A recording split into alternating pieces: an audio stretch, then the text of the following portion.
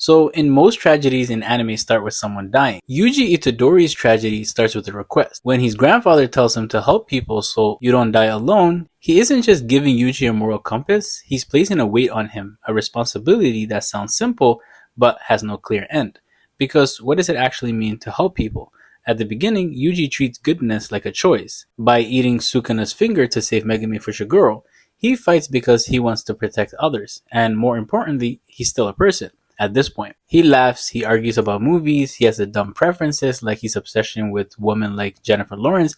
He wants his friends to live and have a good life. Yuji isn't broken, he's just a normal kid facing an abnormal problem. But Yuji's tragedy isn't built on one moment, it's built on an accumulation, not just death, but his connection to it. By the time we reach the Shibuya Incident, something irreversible happens. It's not just that people die, it's that Yuji knows that they died because he exists.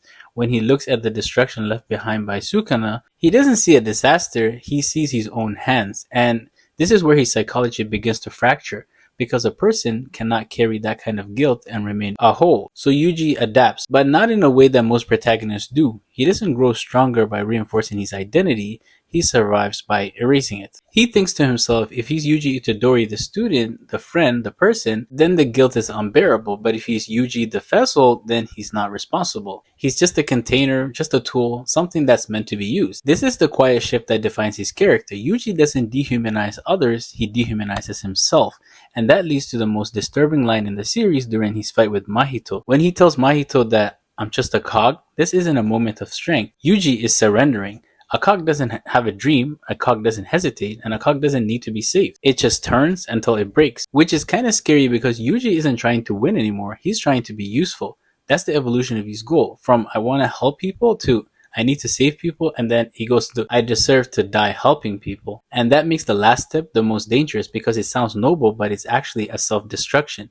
What makes Yuji's psychology so unsettling is his kindness never disappears. It mutates. He still deeply cares about others, but he no longer believes that care should extend to himself. He will save you, but he doesn't think that he deserves to be saved back. It's a one-way form of empathy. Like a black hole, he absorbs pain, guilt, and suffering, but never lets anything come back out. No forgiveness, self-worth, or identity, just function.